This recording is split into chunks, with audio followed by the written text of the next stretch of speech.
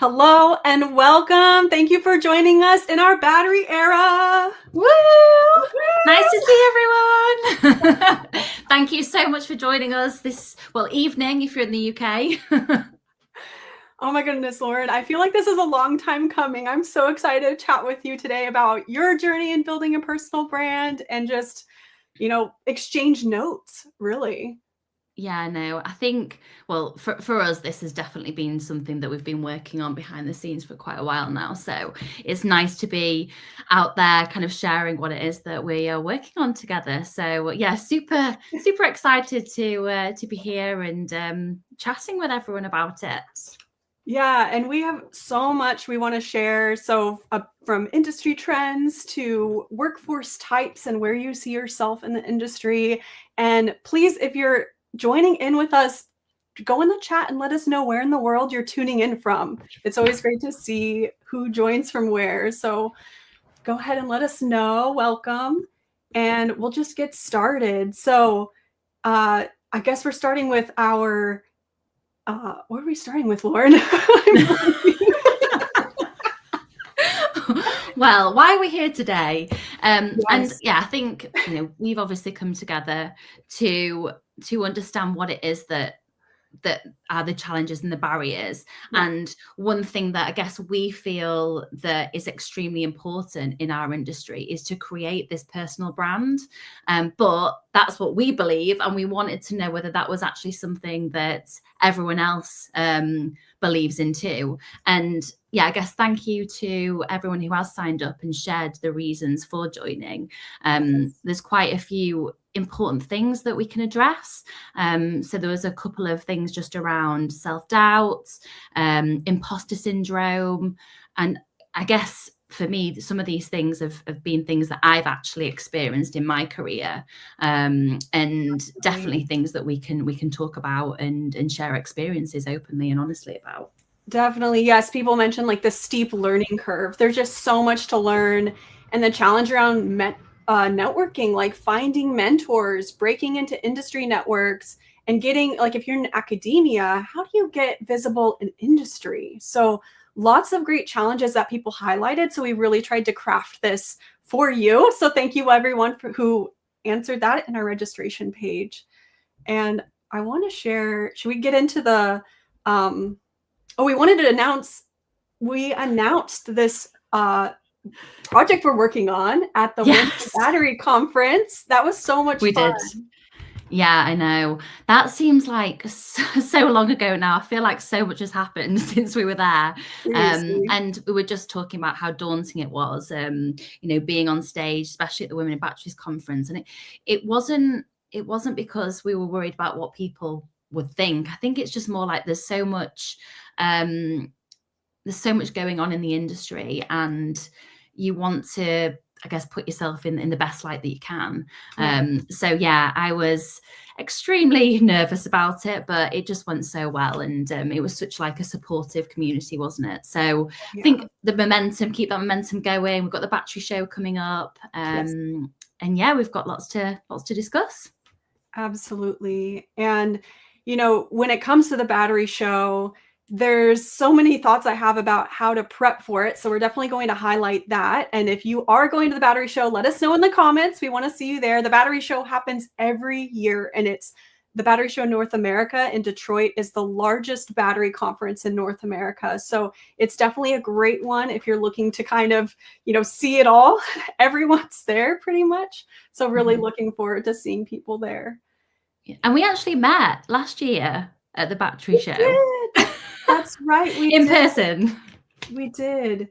So Lauren, let's see. I'm going to share this slide. It's great to see people will be.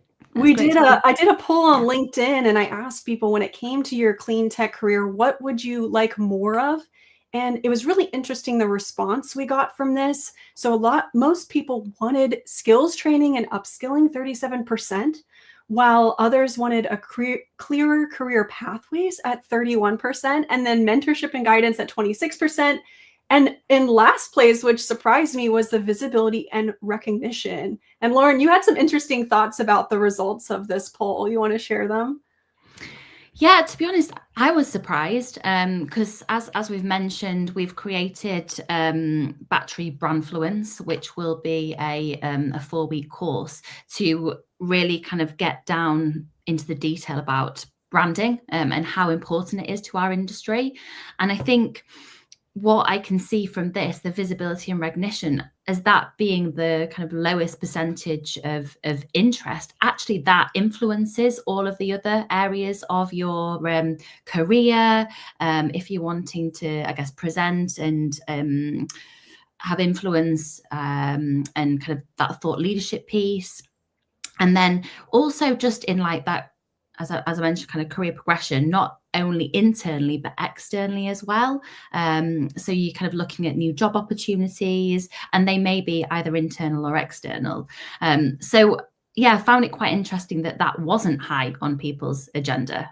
So yeah, I think Yeah. hopefully we can kind of share more on how actually it is more, it should be something high on people's agenda. Absolutely. It's definitely a tool you can use to open doors to so many things, so many Yeah. opportunities, and even how to further your skills in the first place. And we were chatting when we were planning this about what are the current trends we're seeing in the battery industry right now. A few Mm. years ago, if y'all have been in the industry that long, you may have seen the EU battery directive got updated with a lot of new goals and targets for Europe, and also in North America, the Inflation Reduction Act in the United States catalyzed a lot of investment into the industry, and the industry was quite booming a few years ago, and things have definitely shifted now. Yeah, there's been a definitely a drastic change, and with that obviously comes challenges. And we've seen it. I guess one thing kind of being in recruitment, but also supporting the Volta Foundation with the Battery Career Fair. We've seen a lot of layoffs in the sector, which it's always trying to have those conversations. And I guess the other thing we need to know is just around the investment that has been put into the industry, because of a lot of companies that have received that funding and then have unfortunately failed.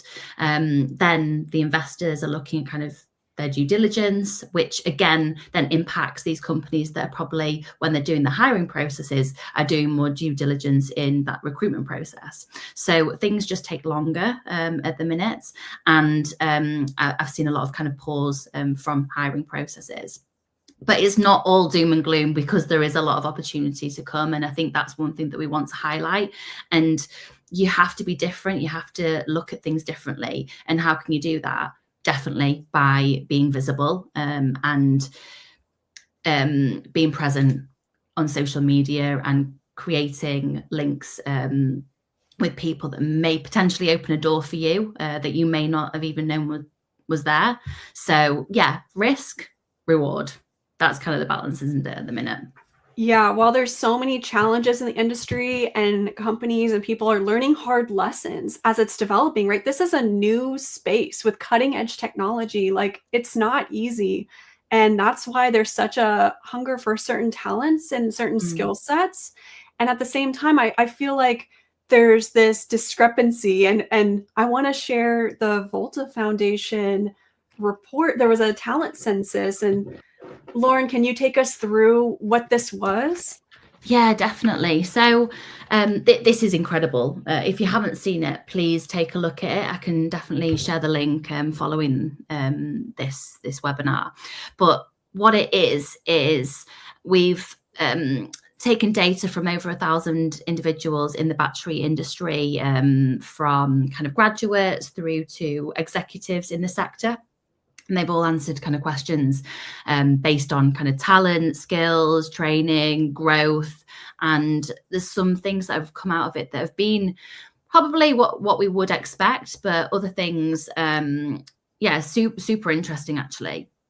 So one key thing, and probably a reason why graduates are potentially looking at opportunities in the battery industry, not because it's awesome, but the salaries are actually 23% higher than other engineering fields, which Wow. is crazy. But I guess, there's a lot of talent and technical skill sets that are required. And some of these, I guess, up and coming factories or facilities are in probably quite, I guess, challenging locations as well. So it's attracting talent into those places. So that's why there's this, I guess, increased salary expectation, and there is a lot of competition. So I think that there's that part of it. And dare I say it, but a lot of the talent does come from, outside of the US, outside of the UK. We're having to attract people into companies from, abroad. So that does obviously increase things. Yeah, and I found it so interesting how this survey, they polled both the professionals in the field as well as students. Yeah. And from a student's perspective, you could see at the top there that they were expecting on the right that they like data science, AI, these hot topics, that's what's in most demand. But on the left side, you see what the professionals answered, and it's actually in this manufacturing, in business development, marketing, in these areas that really show that we're trying to just build the foundation for this industry and to scale it.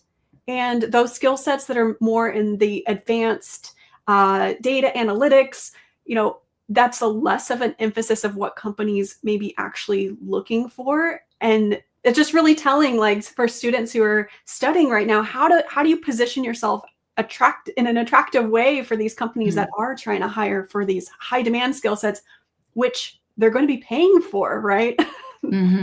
Yeah, no, exactly that. And I think, it's looking at your kind of skill set and saying, where do I want to be long term?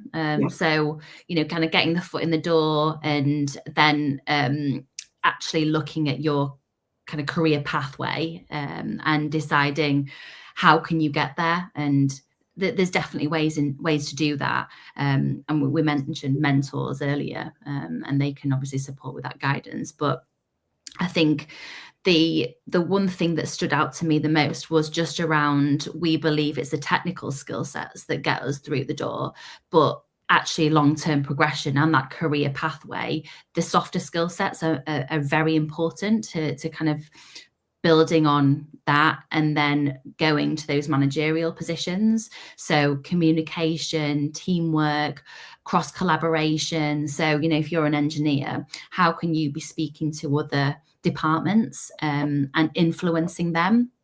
And I think these are key skills that you can build not only in the workplace, but actually, through your personal brand. And I think it's super important to start opening that door to what else you can be doing other than your kind of day-to-day technical work.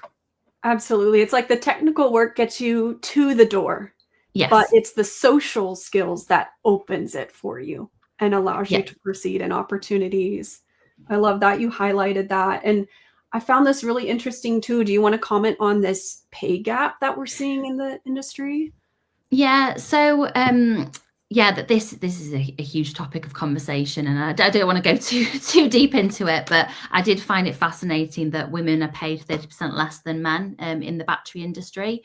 And again, this is something that I'm addressing through different channels. We have the Women in Batteries conference. We shouldn't have to have a conference, but we do. And it's extremely important and fantastic that there is opportunities to kind of get involved with things like that.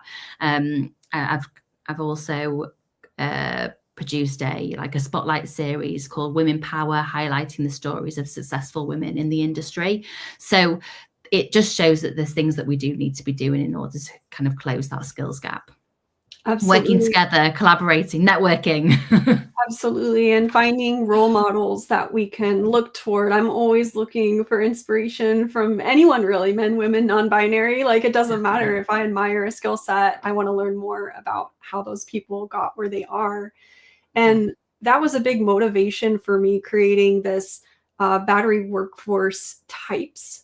Yes. I was thinking about, what's a way that translates easily for people to understand what roles are even out there, and how do you go through these various paths? Because there's infinite possibilities, right, for where you can take your career from beginning to end. So, and it's not always a straight path, right? It could be winding. And so these 6 roles, I'm curious from you all, first of all, when you're looking at these, I'm going to describe them, but I want you to think about where you're at now and maybe put it in the comments. So the first one is the Pathfinder, which is like students, early career or career changers. If you're learning a new skill, you're figuring out where you're going next. Then we have makers, which is like R&D scientists, inventors. You're creating new things, you're problem solving. Then we have the builders, which are laying the foundation and developing systems and scaling projects. So you can think of those are scaling gigafactory production or working on battery recycling, manufacturing engineers, technicians, chemical engineers.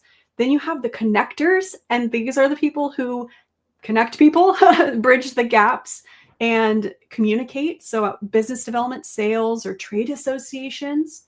Then you have guardians, and these are the ones who are crafting the standards and regulations and shaping how are we stewards of this industry and helping it grow in a sustainable way, both maybe environmentally, but also just sustainable business-wise. How are we going to be successful economically with this industry? And then finally, the visionary, which is thinking about what's going to happen in the future, setting those bold goals, like CEOs or principal investigators, founders, or workforce strategists.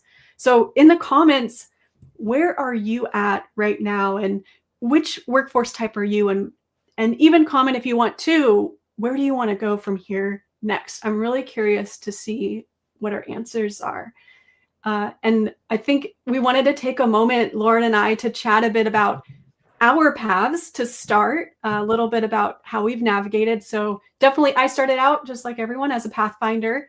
I got my bachelor's in physics and master's in material science and engineering, got super interested in doing fuel cell research first, which led me to electrochemistry, which led me to batteries. So I wanted to be an R&D scientist, a maker. And I started actually in industry as a research technician and then worked my way up to a senior scientist position at a battery startup in just a few years, which I'm really proud of. And I published a few patents. So definitely a maker in that regard. And then from there, I got really interested in what's outside of the cell. You know, I was doing R&D on the cell level, but pack and so forth. And then I went into consulting as a technical director doing abuse testing, battery validation testing.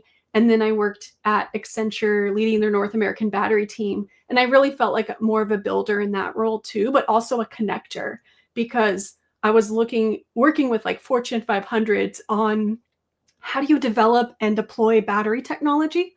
And that was helping the builders to do their jobs basically.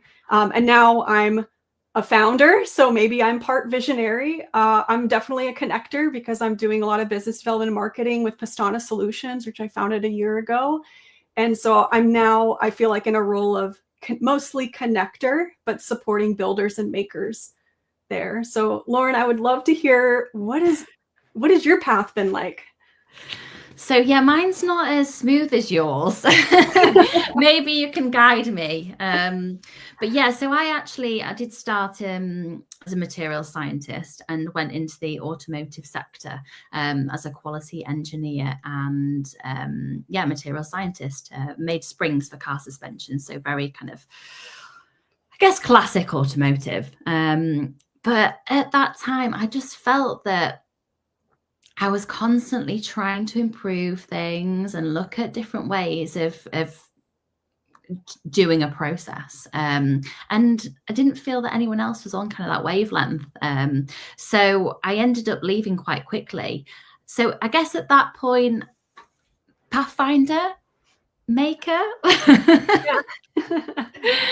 And when I left, I went to a recruitment agency to find a new role, and that's when they said, "What is it that you're looking for? So, you know, what do you want? What is your purpose?" And I guess, you know, young in my career, I wasn't 100% sure, but all I knew is I did want that progression. I wanted to work hard, and mainly engage with people and see how they made things. I was very interested in kind of that manufacturing and making things.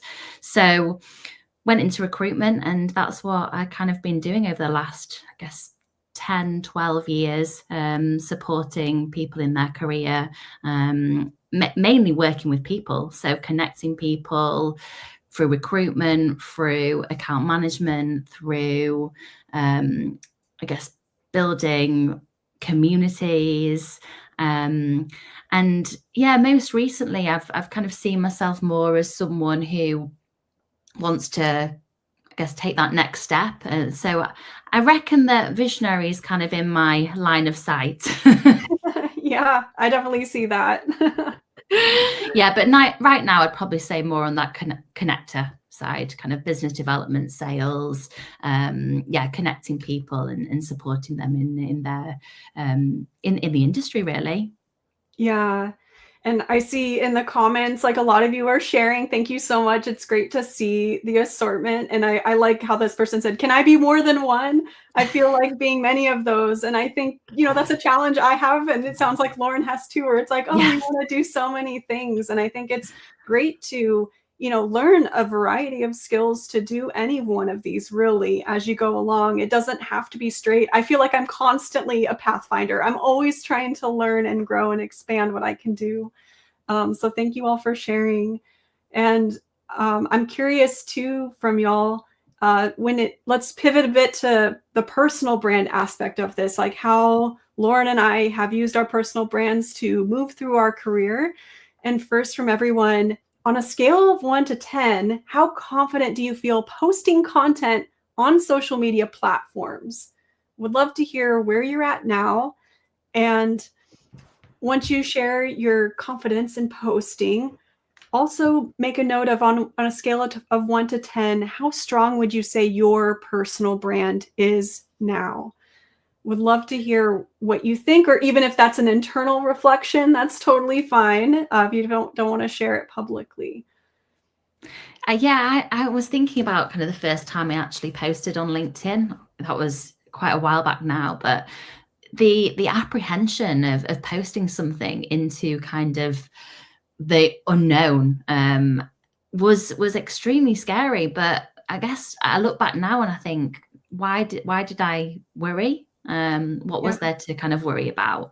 And yeah, it's interesting to see kind of how far you come and how you get into this kind of rhythm and this flow and get quite a lot of enjoyment from doing it, and engaging with people. So even if the post only gets, a couple of likes, if you've been able to share something that you're deeply passionate about and engage with one person who's either commented or sent you a message just to say, completely agree, or have you thought about this, that has so much of an impact, doesn't it? And you just never know what's going to come from that. So yeah, if you haven't posted yet, get thinking about it. Yeah. And I never set out to have a personal brand. Like I was like working at a small battery startup as a scientist, geeking out about batteries, wanting to learn more. And at that time, this was like 5-6 years ago, there weren't a lot of online resources to learn about batteries. And I would like go on YouTube and type in like, how do I do electrochemical impedance spectroscopy? And I would just find these really boring, long lectures or almost nothing really. And it was such like, I had these learning curves that were so steep. And I was like, there's gotta be an easier way. And so I've always wanted a YouTube channel since I was a kid, and that YouTube was a thing, and I just didn't have the confidence to put myself out there. I didn't know what I would talk about to be an expert. But I finally, like, honestly, I had really bad acne, and so I felt really bad being on camera. Looking back, it's like that shouldn't have stopped me. But once that cleared up in my late 20s, I was like, you know what? I'm going to do a YouTube channel.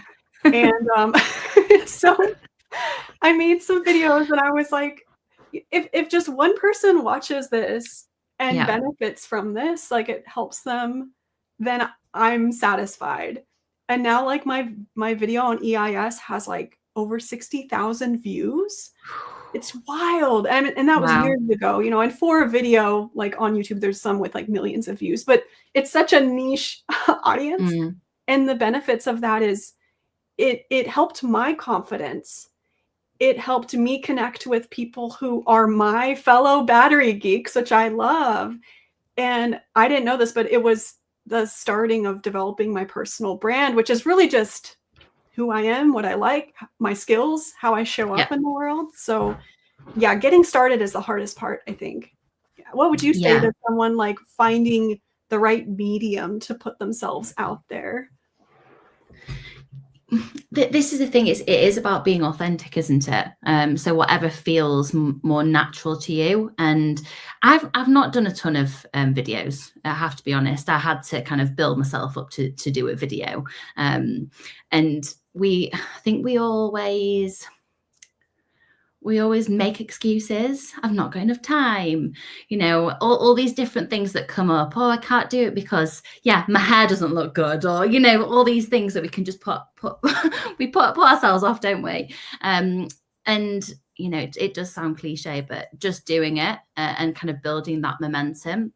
You don't have to do it every day. You can do it bi-weekly. Pop it in your diary for, an hour to sit down and write about something that you're deeply passionate about, or find that time to comment on someone's post that you kind of resonates with you.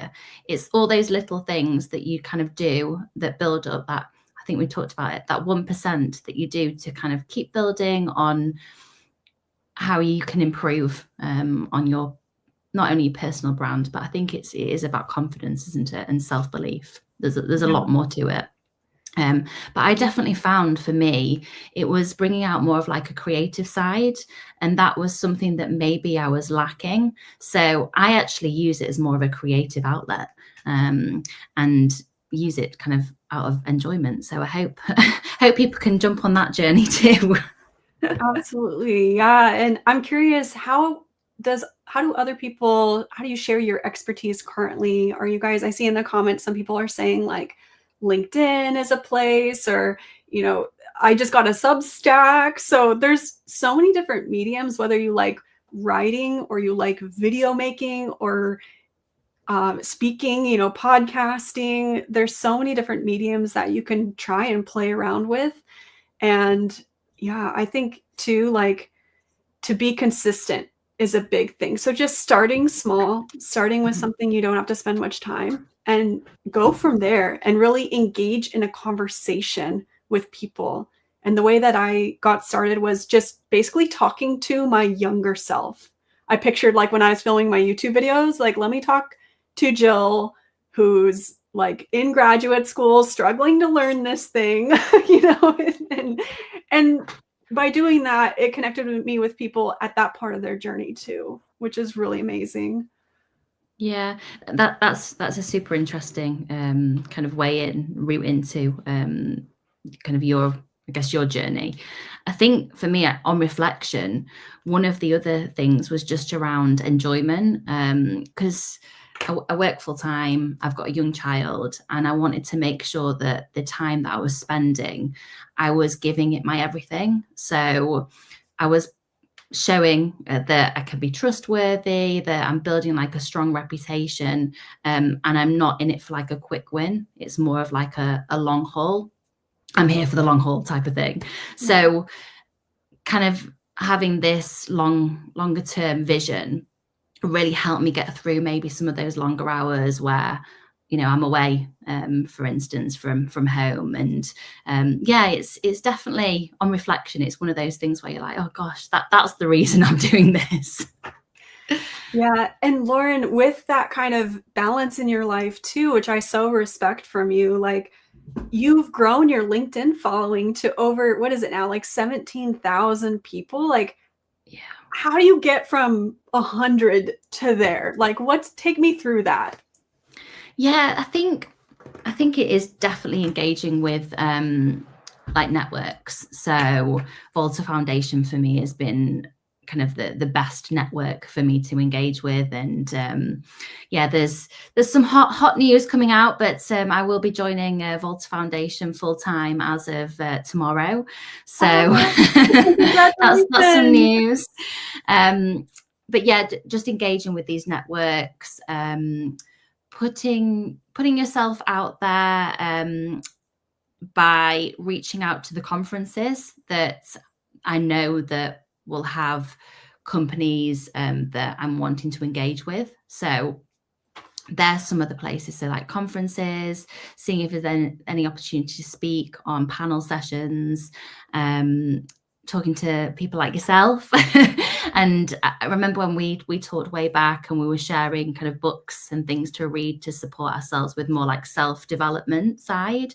So again, that you don't always have to have like a specific mentor scheme. You can reach out to people who you're influenced by and see if they've got other people that they can recommend within their network that could support you in a different part of your career. So it might be you want someone more for your technical side. It might be you want someone for that kind of thought leadership piece, someone who can support you with public speaking. There's so many different avenues to grow as an individual. Yeah, definitely. Yeah. And it's just that kind of long-term effect of building slowly. And yeah, I think too, it's easy to kind of focus on those vanity metrics, if you want to call them that, of like how many followers, how many views, how many that.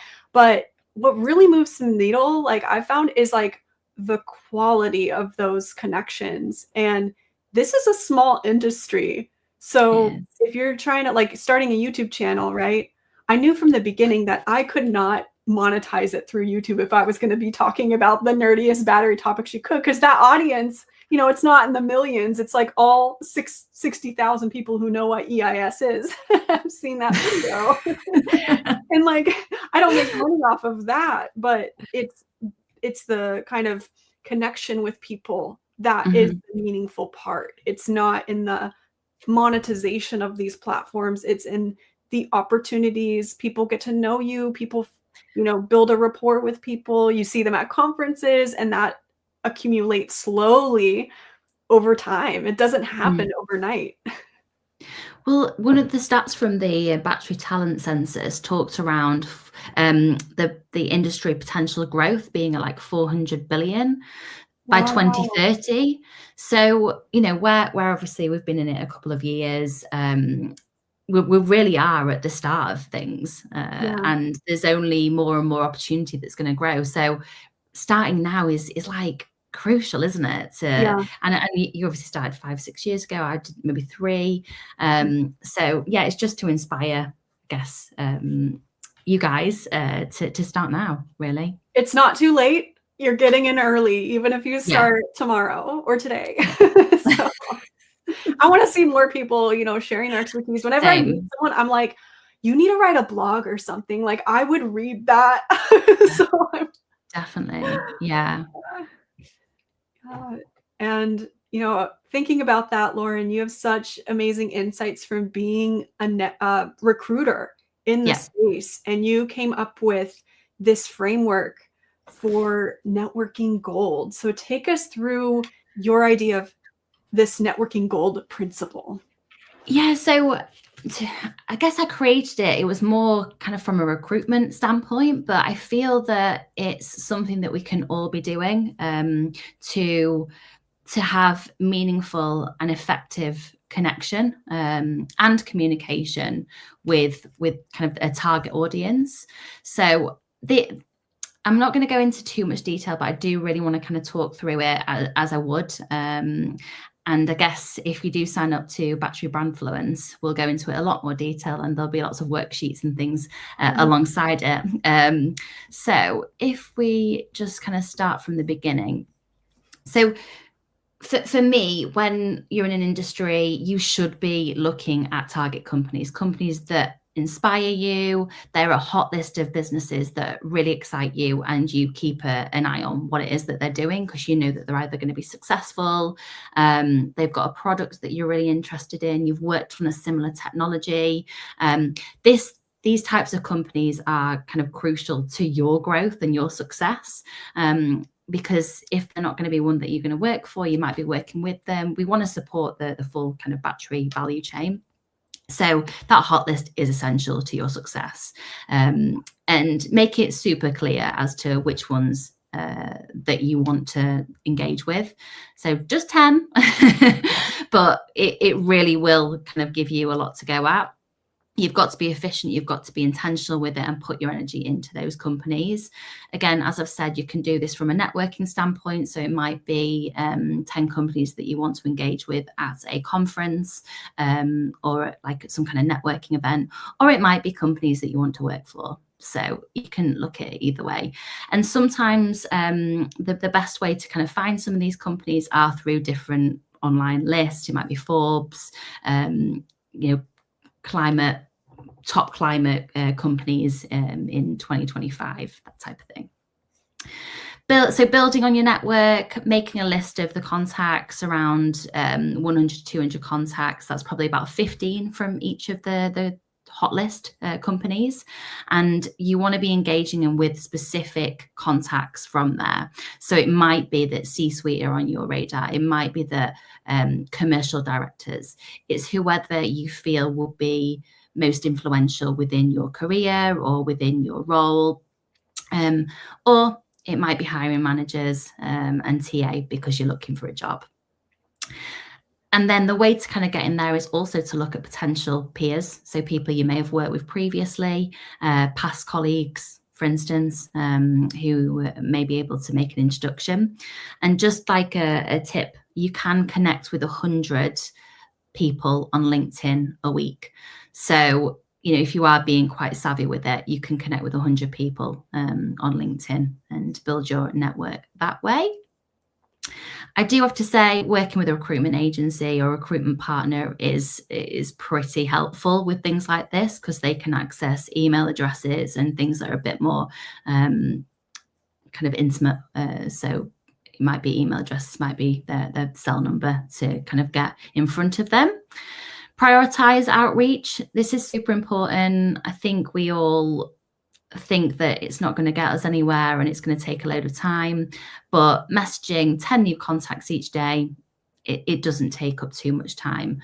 And the key message there is, don't be messaging them generic things. Don't be messaging them things like, I'm looking for a job. Be interested, do your research. What do they want to hear about? What funding round are they going through? Have they had an investment? Have they got someone new on their board that's super exciting? There's so many different things that you can reach out to them about. Are they going to the Battery Show? Another thing. So yeah, that's probably something that you can reach out about. I love that point, asking great questions, preparing. Like, that is my hack when it comes to a job, is when I'm interviewing, I'm basically like, I'm just trying to understand your business challenges, and this is how I can help. Right. Yeah. Oh, I love you highlighted that. Thank you for that. that is the exact way to kind of get in. It's understanding their challenges so that you can then use that to be the value add, the solution provider. So yeah, that makes sense, Jill, that you ask all those good questions. I came to one job interview with a business plan of the company. There you go. Is this your business plan? Tell me where I'm wrong about this. Like, and I got the job. So I think my boss is watching this right now. So shout out to Erica. Hello. These things work, and preparation is key. That is the next one. So check latest company news, investments, partnerships, ask your network, someone who works there, what's going on inside the business, company podcast, YouTube, reviews. Know their challenges, know their goals, know their potential pain points, and you will not go wrong at all. Master the questioning. There's a book called Spin Selling by Neil Rackman. Ooh. Get it if you want to. Yeah, if you want to ask good questions. Spin Selling by Neil Rackham. Yeah, that was one that read through my book club at work. So yeah, it's a really good one. Ask great questions. What are the company's biggest challenges? What key initiatives are they working on? And what's their vision for the next 12 to 24 months?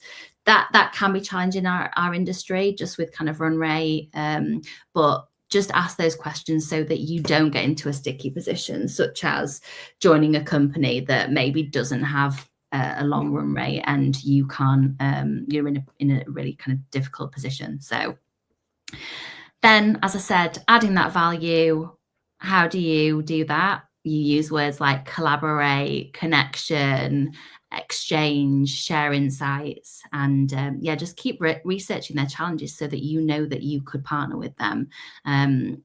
These are companies that are on your hot list, so you should be invested in them, and you should want to know everything about them to the point where you may potentially be a stalker. I didn't say that, but I've definitely kind of there's been an element of it when kind of supporting or looking for companies to work within the industry from a recruitment standpoint. So yeah, I think that it's as easy as that, kind of planting that seed. You've added the value. You can then kind of twist it to say, look, I'm kind of interested in your company, and start working on how to position yourself as a partner for them through providing them with insights, or potentially if there's job opportunities as well. Hinting at those kind of things. Referrals are always good. So if you build a really strong personal brand, referrals should not be an issue. Making those connections that way from someone who is extremely valued or well represented within the industry, and then land the opportunity or land the job. I think that's kind of the key things, and it all stems from that hot list, that list of companies that you're extremely excited about and you want to know everything about. So that's my networking gold. That's it, land opportunity. Simple as that. No, this is amazing, Lauren. Thank you so much for sharing. And excited in our Battery Brandfluence program to really walk through this and provide the resources to make sure everyone understands this, because it's true that the days are over where you could just cold apply to a bunch of jobs and get in the room, especially with ones that, in this industry, it's pretty competitive. And so standing out, building a connection, so important. I'm really glad you highlighted that. And please, if anyone has questions about this, ask them in the comments. We'll have a Q&A portion at the end, and we'll be able to answer that. And would love to talk about, as we're heading into the Battery Show, this is the time for people to practice networking, getting out there, all of that. So let's talk a bit about before, during, and after the conference, and what people should be thinking about as we're heading into that. Do you want to share a bit on your thoughts of what to do before we go to the conference? Yeah, so I've just kind of mentioned it there. I think that hot list. So if you are going to the Battery Show, who's going and which 10 companies you don't want to leave that conference without having spoken to. That would be my kind of go-to. And if you can arrange meetings prior to actually being there, then that's even better, because you've got things lined up. And then you can prepare the questions that you're going to ask them, and make sure that they're open questions so that you get them speaking about themselves, because everyone loves speaking about themselves, and sharing kind of what it is that they're doing, what cool projects they're working on. And then you can get little hooks and things as to potentially collaborating. It might be that you need a supplier for a certain part, product, or it might be that you're looking for a job. So yeah, that for me is extremely handy. And Jill, you did a lovely video, which you've shared recently from, I think, a previous conference. Yeah. But it was very much around looking at who's speaking and kind of identifying the people that you want to speak to from the speaker list as well. Yeah, I mean, especially for those of us who like to plan in advance, if it's your first conference, you're wondering okay, am I going to get lost? How will I be able to find people? Figure out who has a booth. And most people are going to be there the first day of the conference. It'll be a Tuesday. There's a workshop day on Monday, and then Tuesday's the big day. So if you have any big names you want to talk to, they're most likely going to be there on Tuesday if they come for just one day. And going to people's talks. So you want to and afterward being able to talk with them. So you want to make sure that you're planning in advance. You don't just show up going, okay, we'll just see what happens, because usually by that point, the people who are in high demand, they'll already have their meetings booked out and you're not going to find any time to meet with them. So this is your week. If you haven't done this yet, I have a whole like Google sheet with my whole schedule and I'll be like on my phone throughout the conference, just like looking at it, making sure having everyone's phone numbers on hand for setting up meetings. Like it's a lot of work to prep and posting on LinkedIn that you're going to be there. Yes. Yeah. That's definitely one of the most important things, actually. And the social events. So Volta Foundation usually has a really great social event that's very inclusive. And so definitely go to that if you're wondering which to go to. But there's other ones too, like NatBat is having a reception for its onshoring committee, but it's more for people who are members of companies who are members of NatBat. So it's a little bit more exclusive. And there's other ones available as well that sometimes you have to get the special invite for. Yeah, but asking those questions, I think that's another way to open a conversation. Oh, good. Yeah. What the socials, who's doing what, which companies are holding socials on their booths. Have on the UK pavilion, they usually have kind of like a tea and scones. So oh, I'm excited for that. I'll just stop by. I know booths with the coffee in the morning, you'll see this like long line. So. Exactly. And stock up on snacks when you're there. Yes. Definitely have a stash of snacks, a water bottle. Like you get parched. Yeah, oh my goodness. Do. Yeah. Definitely. So during the conference, how do you overcome what do you call it? Not being awkward. Nobody's totally awkward, right? Maybe I'm a little awkward, but how do you feel if you feel awkward in approaching someone cold who like doesn't know you? What would you say to do? Yeah, I think as I've mentioned, it's people love talking about themselves, so it's having specific questions where you're kind of going to open it up. I've wrote down actually a couple of things that I would usually, I can share them kind of after. What's your role? How did you find yourself in the battery industry? I think that's a really quite an interesting one, especially for graduates or people looking to get into the sector. That could be like a career pathway potentially for you. Any existing projects that you're working on, talk me through them. Why is it exciting? How did you first get into the industry? What trends are you seeing in the industry? That one's kind of one of my go-to. What trends are you seeing?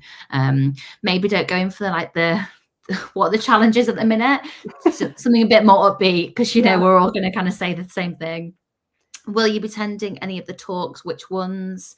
And which companies are doing interesting things? Which ones should I be looking out for?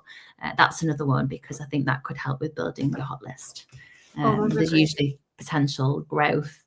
If you're in recruitment, you kind of can see that there's opportunity to potentially help them with hiring. Oh, wow. Those are amazing questions to start with. Yeah. I think, for the most part, anyone at a booth wants to talk to people. Like they are judged by their success by how many like badges they scan, how many contacts they grow. So like they want to talk. And Lauren, you brought this up, and I use this too, is it's always great to go to a booth where you know people first, or a booth that looks really fun. Like maybe they have a game or something, like just to warm up. If there's a more intimidating conversation you want to have, just to kind of get in the flow of things. I used to do that for actually like job fairs at my university. Is I'd go to the companies that I knew I didn't want to work at, and I would just start talking and then move on. So I think that's great that you brought that up. Yeah, that's actually a good point. Yeah, go to booths where it doesn't necessarily matter how the conversation goes, because then you build that confidence for when you go to a booth that you really want to have a decent conversation with, because you're really interested in them. So yeah. And it's always good to be honest with people. Like if sometimes when I'm feeling nervous or something, I'll just say, oh, this is my first conference. Like, I don't really know what I'm doing. Like, help me. And you'll be surprised how kind and nice people are. Like, I feel like for an industry, this one's a very kind and welcoming kind of environment. So I wouldn't be too afraid of approaching. Yeah. I couldn't agree more. And I'm a Brit as well. So like going to a conference, especially in the US, everyone's got so much energy, and it's actually quite yeah, it's much easier to feel relaxed. And speaking of feeling relaxed, how do you know what to wear? What am I going to wear? Yeah, definitely wear something that's relaxed. something that you feel comfortable in, basically. Yeah.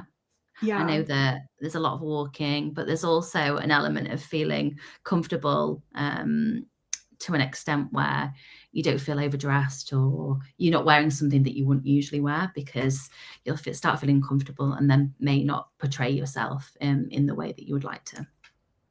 Absolutely. Feeling confident. That's my guiding compass, is like, who do I want to show up as at this conference, and kind of embodying that energy in what I wear. So Yeah. I'll often like opt for dresses, especially when I am speaking on a stage, just because I want to like be in that feminine energy, if that makes sense. And like that has been really healing for me in a way, to show up wearing a dress in an environment where, there's not as many women. So it might feel a little bit like, can I show up like this? But no, like I've seen some killer dresses that women have worn. So I would say, So have I, wear what and I makes you remember happy them. and comfortable. No, it's true, and you do remember them. I think, yes. Yeah. That is definitely making an entrance. Women, men, Making wear a a dress if you statement. want to wear a dress. Anyone can wear a dress. Not trying to be exclusive with that, but whatever makes you comfortable and happy. And then after the conference, so after it's over, what's the game plan? Yeah, I quite like this one. So this was one that came up through someone who's recently got into the industry. She's been going to quite a few conferences, and she was basically tasked with presenting back to the entire company on her kind of insights and experience at one of the conferences. And I think that is a great way, because you've got a real purpose, and you can kind of build that and share the best bits of the conference and portray that, obviously, to the business. And I think that means that it kind of lands better with you. It resonates with the company, and also you then build that confidence again, because you've come back and shared those insights with the team. So yeah, I really like that one. Yeah, it's like, it's that like teach or learn, do teach, or Yeah. Teaching, it always helps instill those insights that you've got, and also it like continues the conversation, because you may have a conversation with someone that gives you a new perspective, and then you share it with someone else and maybe they have a different perspective, and so all of this is just like compounding what you've learned of what you've taken away, and then transforming that into action. So what are you going to do with this information that you learned? And part of that could be, posting content about it on your platform of choice and engaging in these conversations even after the conference. So yeah, I love that idea of presenting it. And we actually have a challenge for everyone on the call today. We do.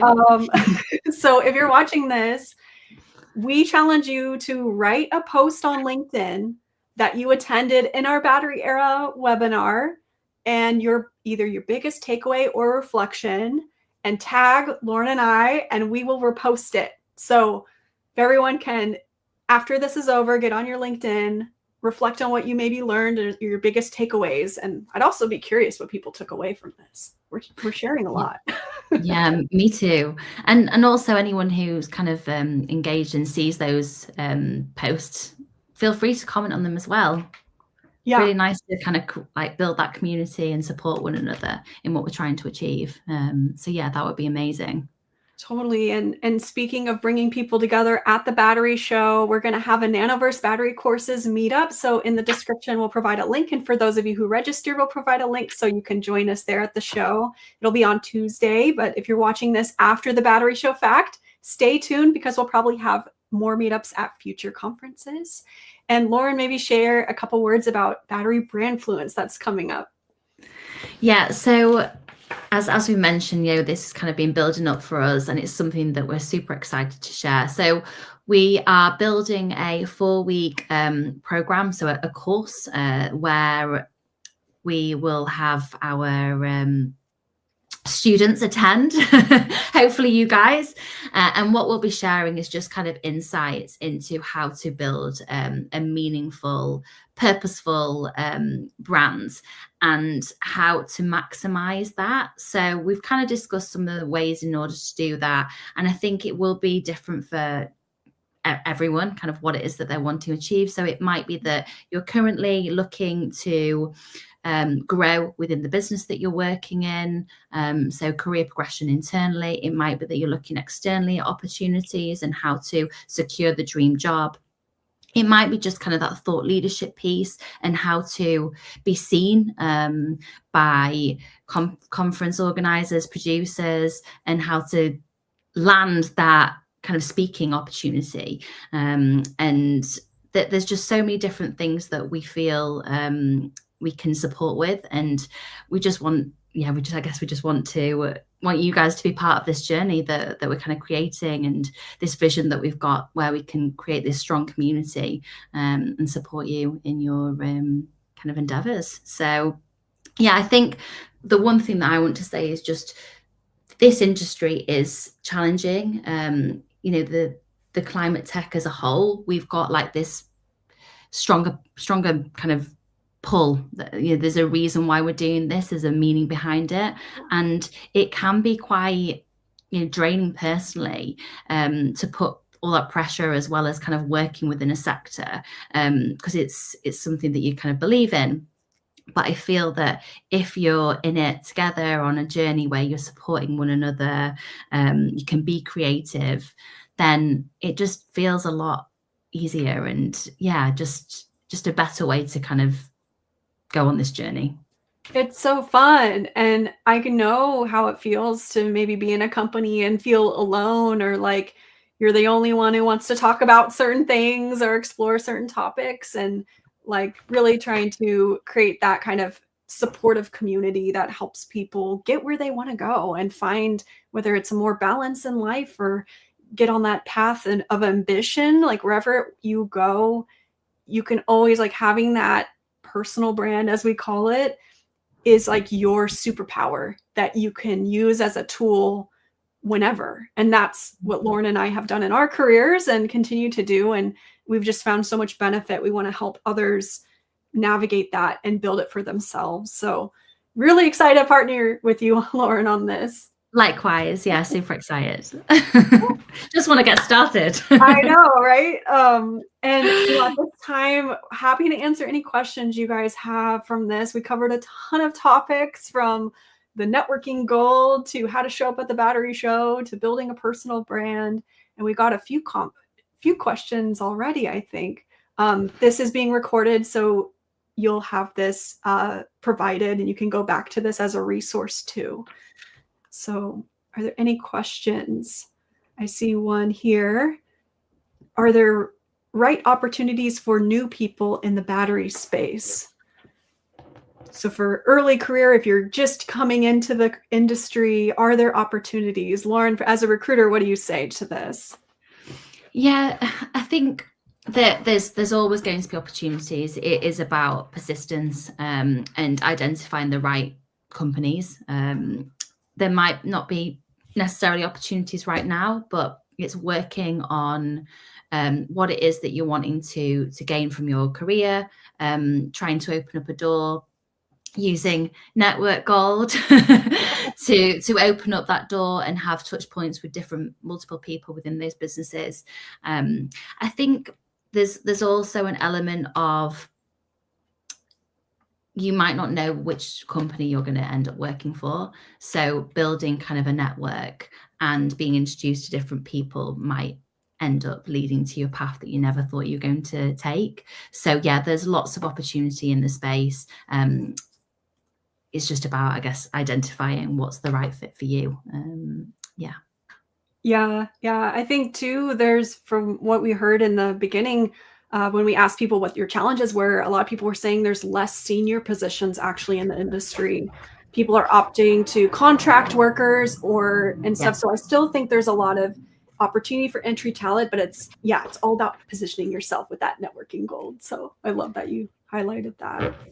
No, you are right there, Jill. Just on I guess I did mention just about companies looking for people. It might be like a fractional role, just because of kind of the industry as it is. So there are definitely things out there, but it might be like a contract that you could be looking to kind of get your foot in the door. So there's definitely different ways around it. Yeah. Oh, this is a good one. How can someone from academia successfully transition into an industry career? I would say, like, when you're in academia, your goal is like publish or perish, right? It's all about publishing, and publishing a paper and research is much different than like getting a patent, because you don't have to necessarily understand why a technology works to get a patent. You just find a differentiating factor. And so when you're doing that shift from academic research to industry research, you need to have that development target goal that you're going after in industry.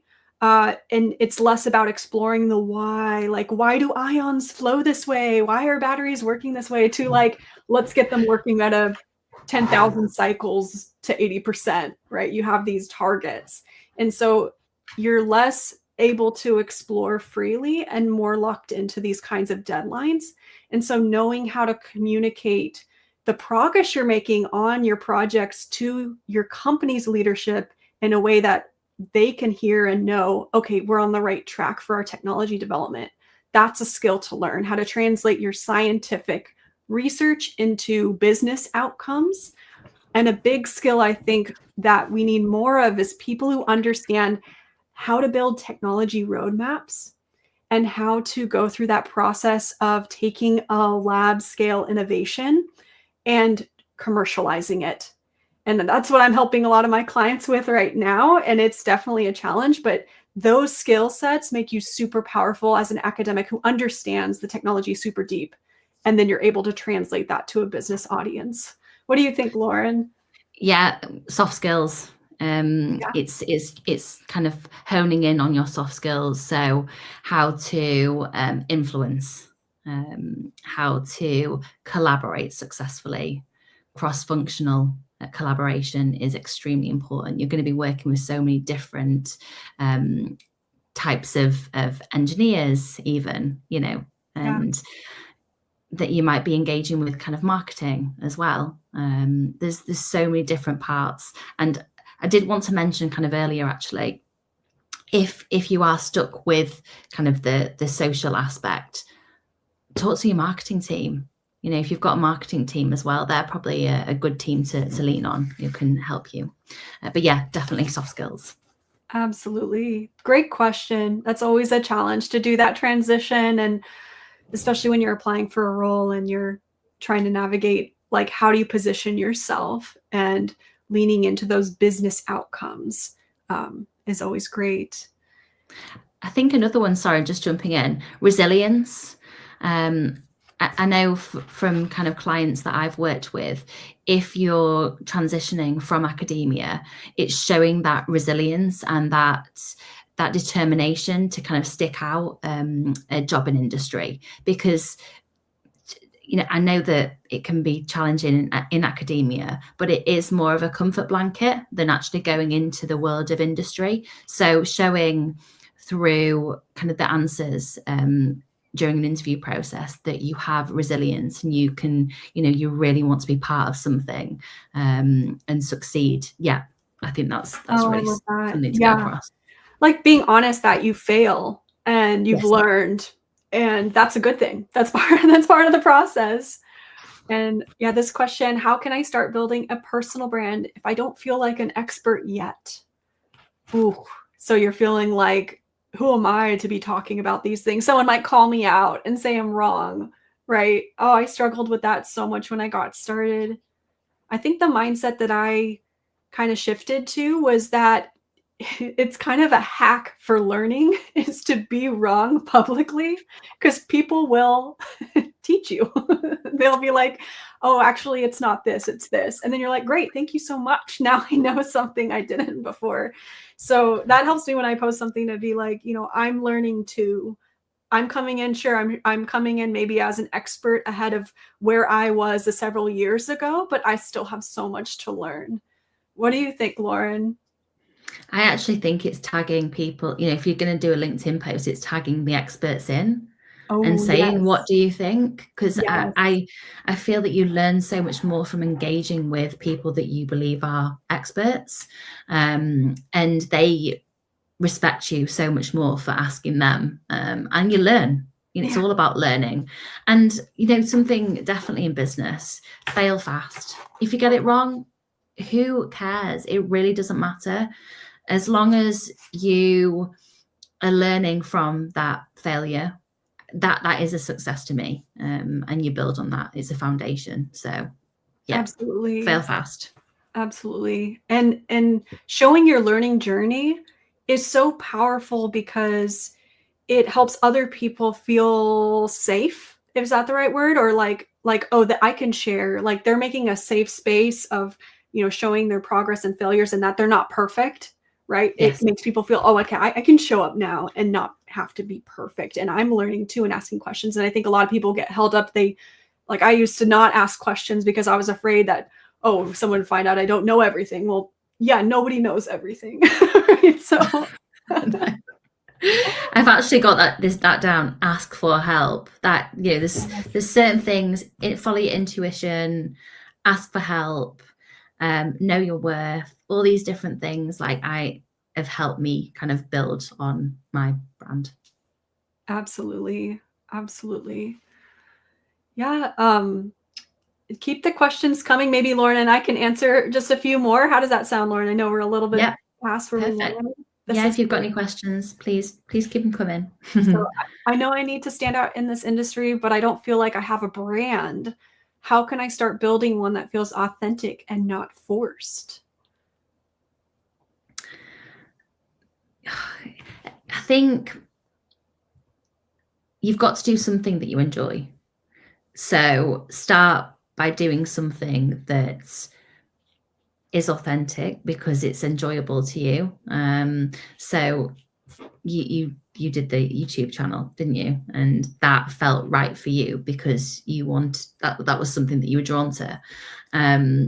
Whereas I felt for me in my mission, and what I wanted to achieve, posting something on LinkedIn about the battery industry and getting engagement that way felt more natural to me and how I wanted to be perceived. I do share quite a lot about my personal life as well as my professional life. And that's something that I feel is important to me because I want to be trusted. I want to be reputable. And I want to have conversations with people that are not just about work. And I want them to feel comfortable that they can share the same thing with me. So take a step back, think about what lights you up as a person, not just in work, actually as a person, and go from there. Oh, I love that. I feel like my process of establishing my brand, if you want to call that sounds so like corporate, like we're people, like I have this bright pink notebook, and on the cover it says ridiculously good ideas. And I love this. Before I even started my YouTube channel, I wrote down like ideas that I had just like floating around in my head, but I had no way to like translate this to anything. And this was before there was such a thing as like LinkedIn influencers, and like before like these new kind of job possibilities were even a thing. And so I was like, well, it'd be cool to like combine my love of science and education and nature and these different topics and have a platform and engage with people about it. But like I was like, how do I do this? This sounds like fun. And it was like a slow process of just starting to talk about things that I was interested in. And then it became, I got to know what a lot of people were thinking about these topics because they would comment and engage.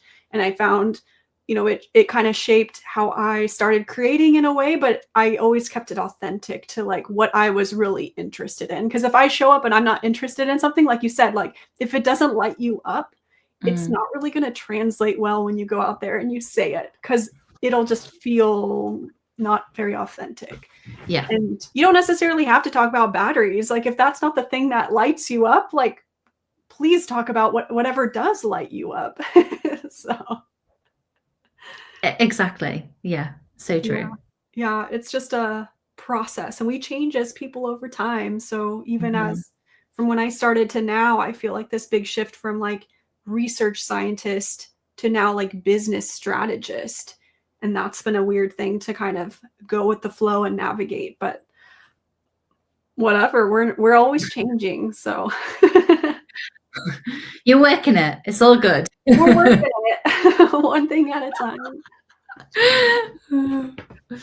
Okay. Sometimes it feels like when I post on LinkedIn, I'm shouting into the void. What actually makes a post or profile get noticed? Oh, yeah, you can definitely feel a bit disheartened if you put quite a lot of effort and work into writing a post and you only get a handful of likes. But as you said, vanity kind of likes and shares and whatever, it shouldn't be the be all and ends all, should it? It's very much about being consistent with what you're posting. And I think, having been in kind of talent, I've always talked about the same types of things within the industry, sharing insights on what companies are doing what, if there's been unfortunately, any kind of layoffs that, is kind of visible and well known to the industry. That's usually a post because I want to support them getting into jobs, so kind of directing them to the Bachelor Career Fair. It is very much about consistency. So if a LinkedIn post gets posted and goes into the void, who cares? Be consistent. Yeah, that's the truth. And honestly, like the posts that to me have had the most engagement have actually had the least amount of comments, because people will like slide into my DMs and be like, wow, that really resonated with me. And then we'll have like a call afterward and we'll learn more from each other and really make that connection. And so it's like people are seeing what you're putting out there. There's a lot of lurkers in this industry. So like, I'll be at a conference and someone would be like, oh my God, I loved your post on this, this, and this. And it was like, I don't even remember that post, but like, I'm so glad it resonated. But like, you don't see the impact you're making until you're face to face with the people who are interacting with it. And that's been a big surprise to me in going to conferences. Like, not the year I met you a year ago, but 2 years before that, when I was working at Accenture and I went to the Battery Show, I was kind of blown away because it was like, whoa, like people know who I am. And I was like, kind of like, what is this? Like, I'm just chill. Like, but I was like so honored that people came up to me and were like, oh, I really love the stuff you share. And you really never know. And it does feel like you're shouting into the void. And that's why it's so important to focus on what lights you up, what brings you joy, what helps you unleash your creativity. Because then it's something that's nurturing to you, the process of it. Yeah, people are watching, but I don't know about you, but I haven't got many trolls at all. No. Yeah. No, nothing. It's actually all been extremely positive. And I think that the biggest challenge that I have is not being able to get back to everyone. Yes. And that's probably another reason I really wanted to work and collaborate with you, because I feel that we can reach so many more people in the industry. So yeah, a lot of people asking for mentorship, and it's like, I want to give them the moon. Yeah. And it's like, that's why we're doing the Battery Brandfluence, to really deliver that value at a way that people can access it. And we're not spending all our time. Like, yeah, it's a Exactly. lot. It can be a lot. Yeah. This is great. And maybe just this one last question we'll end on. So for work-life balance, especially with having a family, what kinds of roles might be more sustainable? Yeah, I've thought about this and I've spoken with women within the industry. It's it's very much dependent on each individual, but there are some roles that are obviously more sustainable for women who have young children. And I guess that is probably going to be more of the remote roles, such as technical program management, commercial, marketing, HR, those types of positions. HR less so. I think HR probably needs to be a little bit more on site, but I do feel that it just depends what circumstances you're in, how local you are to the facility. And look, I think if you kind of go back and look at the start of your career, if you're going into a position and you're looking at what that path looks like, trying to hone in on skills where you could take it down more of a technical program management role, and speak to people within those roles who maybe have a family and how they found it. There's lots of different ways that you can work things out. And I do find that having tenure within a business does help as well.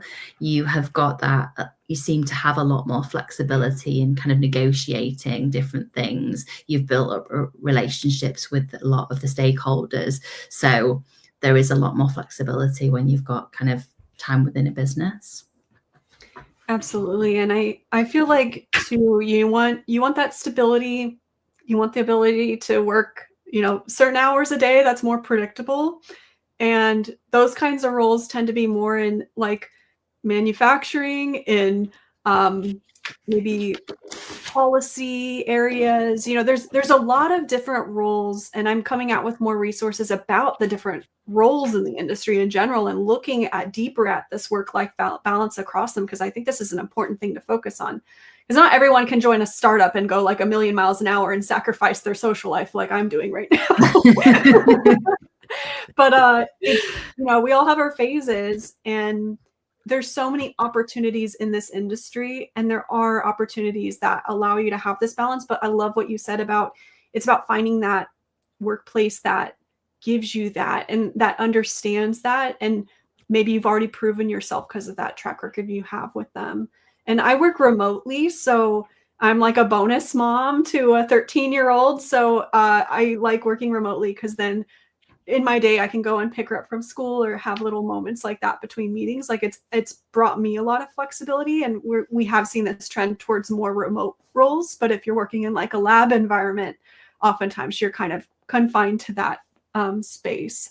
But I think we're seeing some progress there, I think, with different accessible work environments or flexible work environments. Are you seeing that?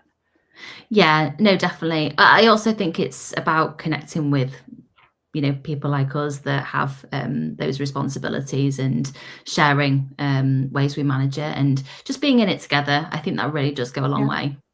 Absolutely. So yeah, I know Natalie's kind of wrote a comment, but yeah, it is tough, but Yeah. we've got it.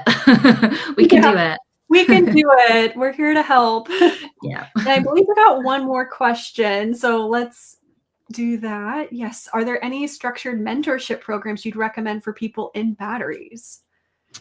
Yeah, so I've actually heard about a new one here in the UK, with Innovate UK. It sounds super exciting. I've actually signed up to be a mentor. Fingers crossed, I get in. But yeah, that's probably one of the only ones that I've heard of recently. And then the other one that we heard about at Women in Batteries conference, you probably know more about that. Yeah, so the NatBat mentorship program, they're just kicking off the pilot version of it. So they've just taken on a select numbers of mentees and mentors. But this is going to be a really substantial networking opportunity for people especially in North America. I wonder if they're going to expand it to other regions. But NABBAT, if you don't know, is the leading trade association in batteries in North America. And that's where a lot of the leadership of the industry is. And trust me, I'm working with NABBAT. I'm the director of research and programming. And a lot of these very experienced, wise leaders in the industry want to pass down their knowledge. And they've taken upon themselves to set up this program, which I'm really excited about. And once it's announced, I'll be definitely sharing about how to access it. That's a big thing, is they're like, how are we going to get people to be mentees? And I'm like, don't worry about it. Like, I will blast it everywhere. And I'm sure Lauren can do the same. Easy.